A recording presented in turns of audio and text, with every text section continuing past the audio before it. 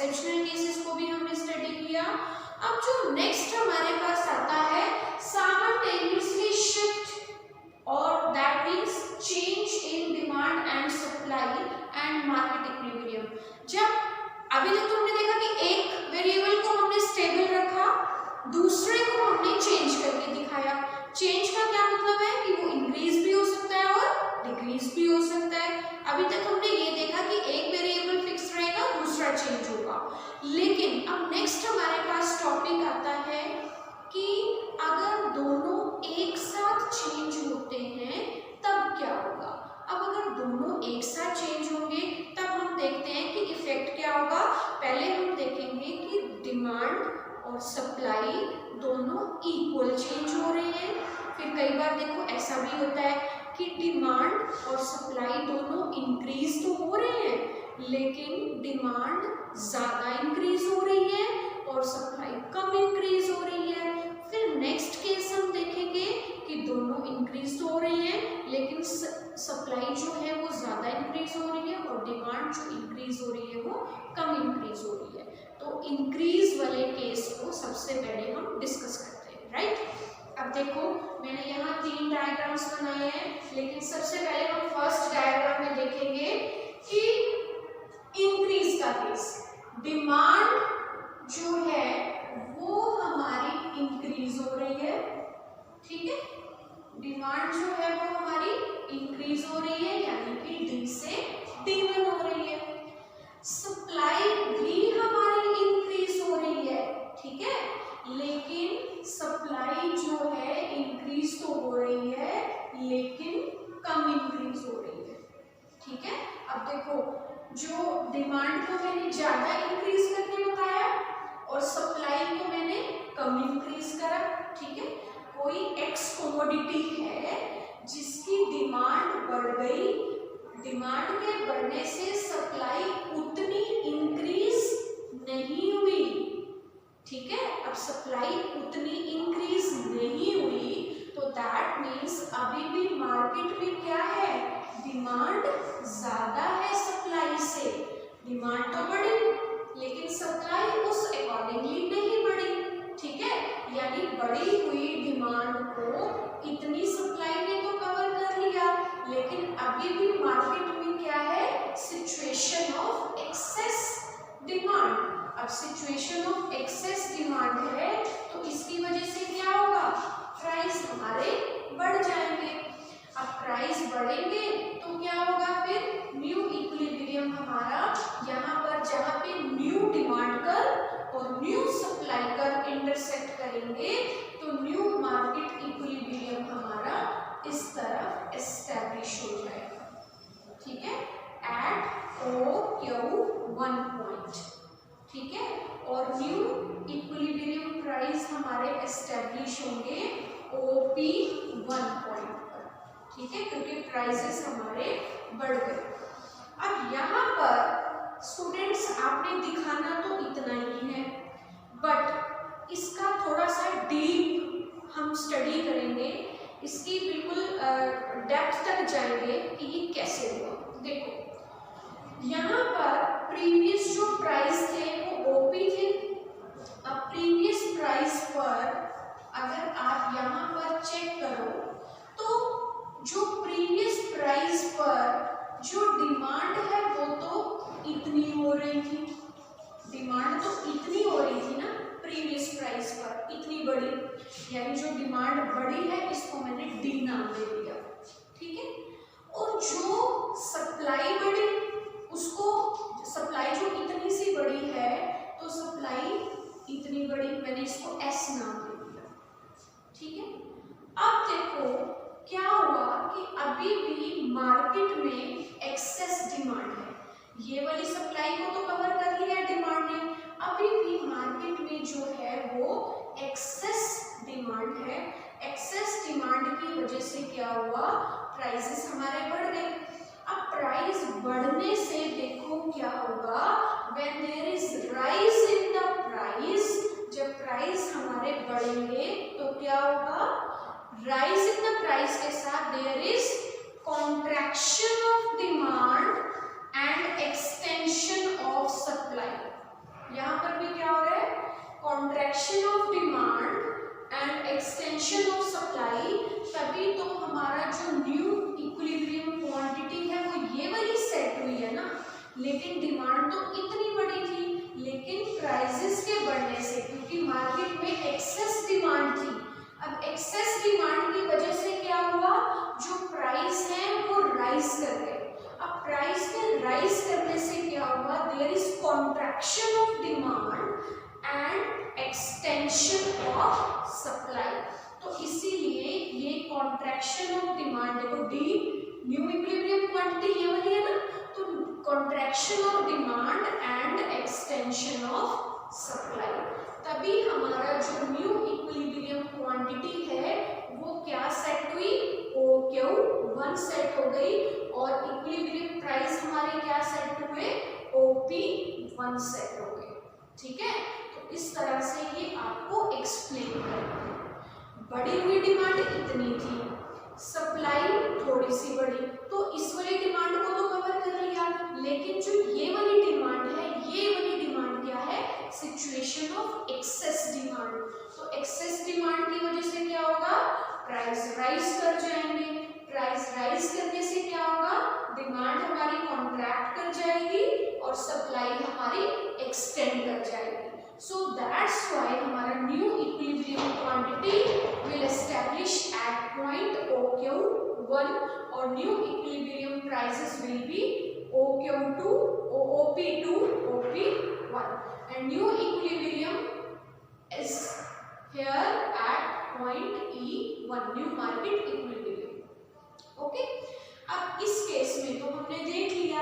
अब दूसरा केस क्या था, एक बार हमने देखो डिमांड को ज्यादा बढ़ा के देखा था, अब हम क्या करेंगे, सप्लाई को ज्यादा रेज करेंगे और डिमांड को इंक्रीज तो करेंगे, लेकिन डिमांड को अब हम कम इंक्रीज करेंगे।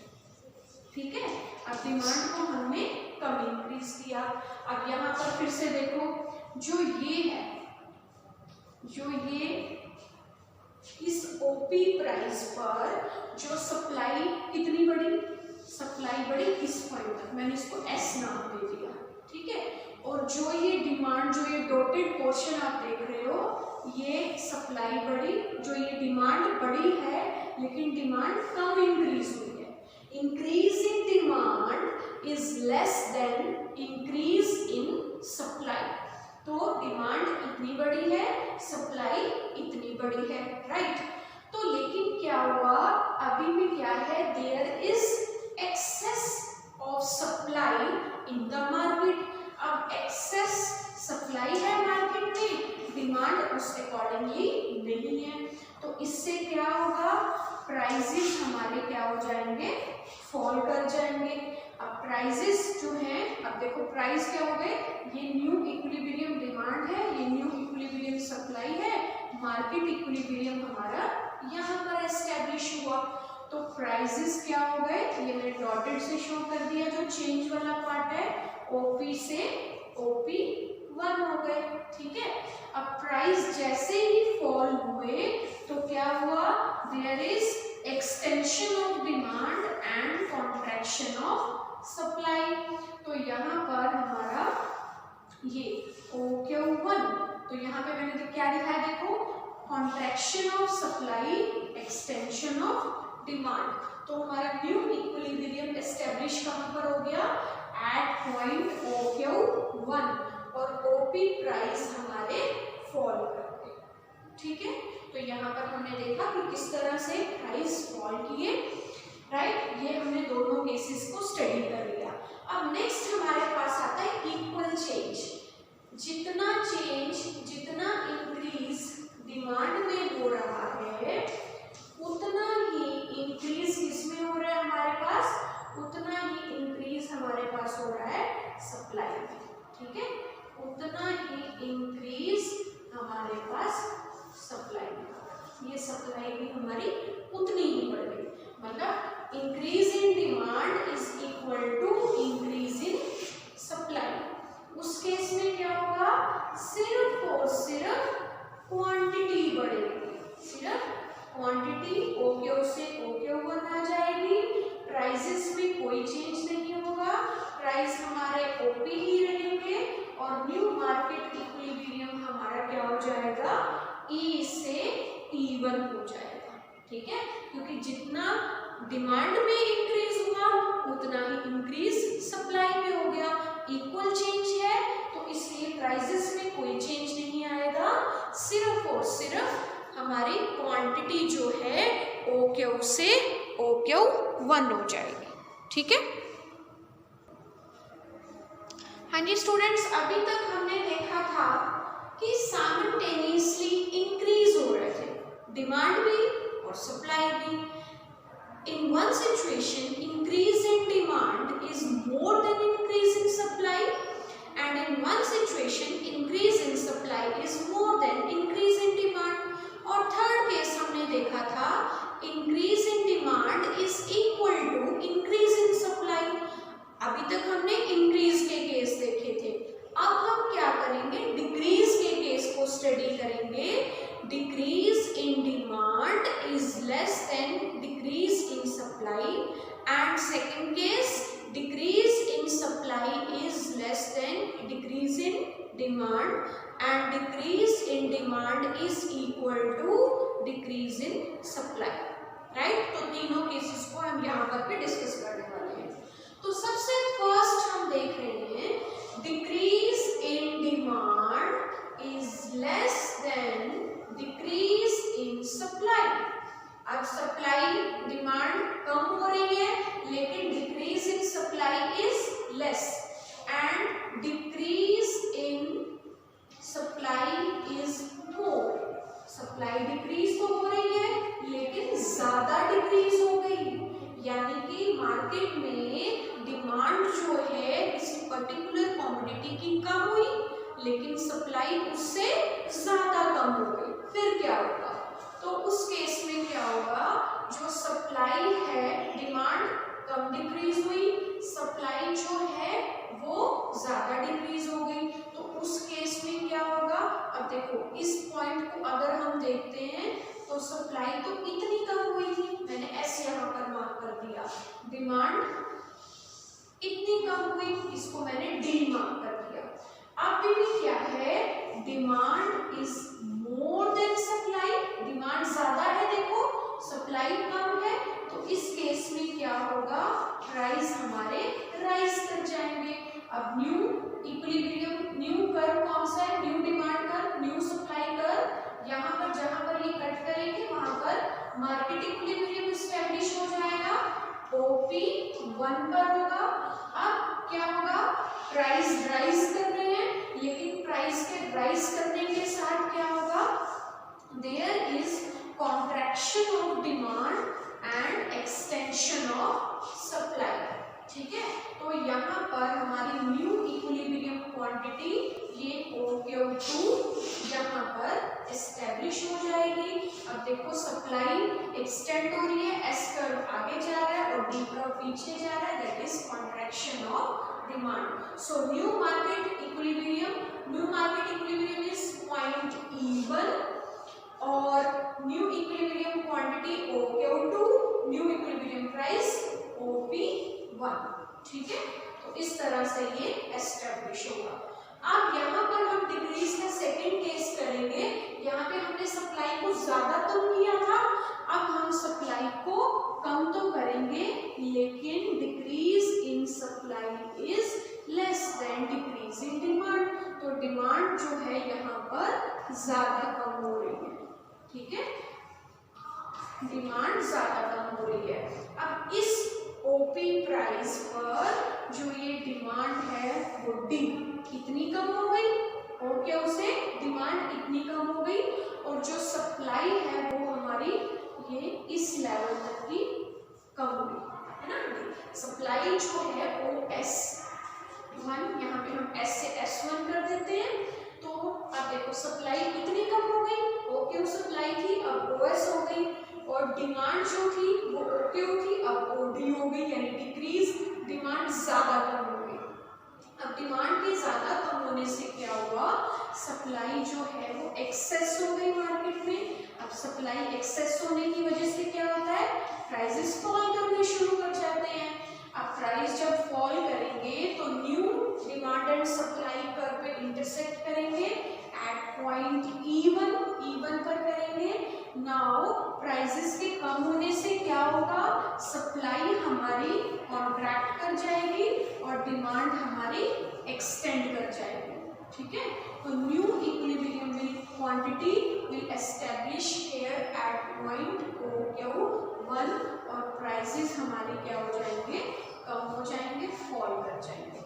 ठीक है, new equilibrium price OP1, new equilibrium quantity OQ1 यहाँ पर एस्टैब्लिश होगी। ठीक है, तो इस तरह से ये चेंज आएगा। अब नेक्स्ट हमने क्या करना है, इक्वल डिक्रीज। अगर डिमांड भी इतना डिक्रीज कर रही है, OD से ये D से D1 इतना शिफ्ट हो गया, और जो सप्लाई है हमारी वो भी जितनी डिमांड कम हुई है उसी के इक्वल जो है सप्लाई भी कम हो गई, तो क्या होगा, प्राइसेस में कोई चेंज नहीं आएगा, सिर्फ और सिर्फ जो क्वांटिटी है वो हमारी कम हो जाएगी, OQ से OQ1 हो जाएगा, प्राइसेस कांस्टेंट रहेंगे, क्वांटिटी हमारी OQ से OQ1 हो जाएगी। ठीक है स्टूडेंट्स, तो ये हमने देखा साइमल्टेनियसली इंक्रीज एंड डिक्रीज का केस, राइट। हाँ जी स्टूडेंट्स, अब नेक्स्ट हम करने वाले हैं simple applications of tools of demand and supply curve. अभी तक हमने स्टूडेंट्स देखा कि परफेक्टली कॉम्पिटिटिव मार्केट में industry is price maker and firms are price taker, right. तो इस तरह से होता है। अब एक सिचुएशन आती है, अभी तक हमने देखा क्या था कि there is no interference of government, but in a economy like India government have to interfere in free market forces. Government को क्या करना पड़ता है, मार्केट में इंटरफेयर करना पड़ता है, राइट। तो इसके लिए दो सिचुएशंस हमारे सामने आती हैं। देखो, इसको ना मैं आपको इस टॉपिक को एक स्टोरी की सेंस में बताती हूँ। अब आप सबको पता है कि मार्केट में प्राइसेस जो हैं वो कैसे एस्टेब्लिश होते हैं, जब डिमांड और सप्लाई दोनों इक्वल होते हैं, वहां पर जो है इक्विलिब्रियम प्राइसेस सेट हो जाते हैं। बट अब यहाँ पर एक ध्यान देने वाली बात है कि कुछ लोकेशन के रूरल एरियाज इतने पुअर हैं, इतने गरीब हैं, पॉवर्टी वहाँ पर इतनी ज़्यादा है कि लोग अपनी बेसिक रिक्वायरमेंट्स को भी फुलफिल नहीं कर सकते। अब जहाँ पर सपोज एक हम कॉमोडिटी ले रहे हैं बाजरा, ठीक है, बाजरा को हम एक परफेक्टली कॉम्पिटिटिव मार्केट का एग्जाम्पल बोल सकते हैं, लेकिन वो भी कुछ एक लिमिट तक, परफेक्ट एग्जाम्पल तो वो भी नहीं है, राइट, परफेक्टली कॉम्पिटिटिव मार्केट का। अब क्या है कि जहां पर मार्केट फोर्सेस सेट हुए, अब देखो आपको पता है कि मार्केट फोर्सेस कहां पर सेट होते हैं, ये मैंने क्वांटिटी लिखी और इस तरफ मैंने लिख दिया price, right. D is demand curve and S is supply curve, right? तो इक्विलिब्रियम, मार्केट इक्विलिब्रियम हमारा कहाँ पर एस्टेब्लिश हुआ, एट पॉइंट E यानी OP प्राइस पर एस्टेब्लिश हुआ और क्वांटिटी हमारी हो गई OQ। अब एक स्टैपल फूड यानी कि बेसिक फूड, उस लोकेलिटी का, हम बाजरा की बात कर रहे थे, कमोडिटी की, तो इस जो ये OP प्राइस सेट हुए हैं, लोग जो है इस OP प्राइस पर बेसिक रिक्वायरमेंट यानी फूड की रिक्वायरमेंट भी फुलफिल नहीं कर पा रहे हैं। तो यानी कि अब गवर्नमेंट का मेन एम क्या होता है, सोशल वेलफेयर को मैक्सिमाइज करना, फूड सिक्योरिटी प्रोवाइड करवाना, ठीक है। तो मार्केट में तो प्राइसेस OP सेट हुए, लोग इतने गरीब हैं कि उस कमोडिटी को परचेज नहीं कर पा रहे हैं। तो गवर्नमेंट क्या करती है, इस ऐसे फ्री प्ले मार्केट फोर्सेस में इंटरफेयर करती है और प्राइसेस को बिलो द इक्विलिब्रियम प्राइसेस को सेट कर देती है, OP1 प्राइस पर सेट कर देती है और ये सबको ऑर्डर देती है, जो सेलर्स हैं उनको ऑर्डर देती है that this is your maximum price, this is your maximum price, कि इस मैक्सिमम प्राइस पर, इस OP1 प्राइस पर ही आप मार्केट में प्रोडक्ट्स को सेल करोगे, इससे ऊपर आप प्राइसेस को नहीं कर सकते हो। This is your selling price. इसको हम और क्या बोल देते हैं, इसको हम बोल देते हैं सीलिंग प्राइस भी बोल देते हैं, मैक्सिमम प्राइस भी बोलते हैं, सीलिंग। सीलिंग क्या होता है, छत ऊपर होती है ना, तो वो मैक्सिमम प्राइस है। लेकिन मैक्सिमम प्राइस कहाँ पर सेट होते हैं, बिलो द इक्विलिब्रियम, कि इससे नीचे तो आप प्राइसेस कर सकते हो लेकिन इससे ऊपर आप प्राइसेस को सेट नहीं कर सकते हो। अब देखो, जब प्राइसेस जो है हमारे यहाँ पर नीचे सेट हो जाएंगे तो क्या होगा, सेलर्स को लॉस होगा ना, है ना। तो अब देखो, प्राइसेस को नीचे कर दिया, प्राइसेस तो यहाँ पर सेट हो रहे थे, अब इसकी वजह से क्या होगा, प्राइसेस के कम होने की वजह से डिमांड तो बढ़ जाएगी और सप्लाई जो है कम हो जाएगी, क्योंकि हो सकता है कि उनकी सेलर्स की जो कॉस्ट है वो भी रिकवर ना हो रही हो। तो सेलर्स को गवर्नमेंट सब्सिडीज देती है और लो कॉस्ट पर प्रोडक्ट्स को प्रोवाइड करवाती है। जैसे कि आपने देखा होगा ना कि जो BPL कार्ड होते हैं, बिलो पॉवर्टी लाइन कार्ड होते हैं, वो अलग होते हैं, येलो कार्ड्स होते हैं, येलो कार्ड होल्डर्स जिसको हम बोलते हैं, बिलो पॉवर्टी लाइन, है ना। तो वो उनको गवर्नमेंट जो है PDS system, public distribution system के थ्रू जो बेसिक रिक्वायरमेंट्स हैं उनको फुलफिल करवाती है, फूड सिक्योरिटी को फुलफिल करवाती है। तो इसीलिए इस प्राइस को हम क्या बोलते हैं, मैक्सिमम प्राइस और सीलिंग प्राइस, जो कि कहाँ पर सेट होते हैं, बिलो द इक्विलिब्रियम सेट होते हैं, क्योंकि ऐसे मार्केट में गवर्नमेंट इंटरफेयर कर रही है। अब इससे क्या होगा, इससे सिचुएशन हमारे पास अराइज होती है ब्लैक मार्केटिंग की। अब वो क्या करते हैं सेलर्स, आपने मूवीज में भी देखा होगा कि गोडाउन भरे होते हैं, स्टॉक भरा होता है, ठीक है, फिर भी लोगों को बोलते हैं कि नहीं है, गवर्नमेंट से तो लो कॉस्ट पर ले लेते हैं और फिर जो ओपन मार्केट होती है वहां पर अपने प्रोडक्ट्स को सेल कर देते हैं टू अर्न मैक्सिमम प्रॉफिट। ऐसा होता है ना, आपने पढ़ा, देखा भी हुआ है, मूवीज में भी देखा हुआ है। तो इस तरह से ये सिस्टम चलता है। अब गवर्नमेंट क्या करती है, ऐसी ब्लैक मार्केट को करप्ट करने के लिए गवर्नमेंट ने क्या दिया है, डायरेक्ट बेनिफिट ट्रांसफर किया है, DBT जिसको हम बोलते हैं, DBT, डायरेक्ट बेनिफिट ट्रांसफर, यानी कि आधार कार्ड होना चाहिए प्रॉपर, जो बेनिफिट है, आपने देखा था ना कि जो गवर्नमेंट ने अब की बार क्या किया था कि सबके सेविंग अकाउंट ओपन अप कराए थे, और डायरेक्ट जो गवर्नमेंट की तरफ से ट्रांसफर से वो एज अ मीडियोकर नहीं आ रहा, गवर्नमेंट की तरफ से डायरेक्ट उनके अकाउंट्स में ही फंड ट्रांसफर हो रहा है, और जिससे कि वो परचेज कर सकते हैं, अपनी जो रिक्वायरमेंट्स हैं, जो बेसिक रिक्वायरमेंट्स हैं उनको फुलफिल कर सकते हैं। तो ये गवर्नमेंट की तरफ से ऑर्डर होता है। अब देखो क्या करना पड़ता है, इसको किस तरह से हम कंट्रोल कर सकते हैं, ब्लैक मार्केटिंग को हम कैसे खत्म कर सकते हैं, कि टाइम टू टाइम जो है वो चेक होना चाहिए। जैसे आपने नायक मूवी में भी देखा था, है ना, कि जो मेजर कम करके देना, ये एक डीमेरिट्स भी है इनके, मेजरमेंट जो है वो कम करके देना, है ना, कि 1 किलो का दिखा के तो उसमें 250 ग्राम जैसे कम तोल देना। तो ये वाली सारी चीज़ों के ऊपर गवर्नमेंट को क्या करना चाहिए कि ऑफिसर्स लगाने चाहिए जो टाइम टू टाइम इनके ऊपर चेक रख सके, और जो ऑफिसर्स चेक कर रहे हैं उनके ऊपर भी एक चेक होना चाहिए, जो कि सिस्टम है वो स्मूथली चलता जाए, और जो ब्लैक मार्केटिंग की सिचुएशन है वो फर्दर अराइज ना हो, राइट। तो लेकिन इस सिस्टम का डीमेरिट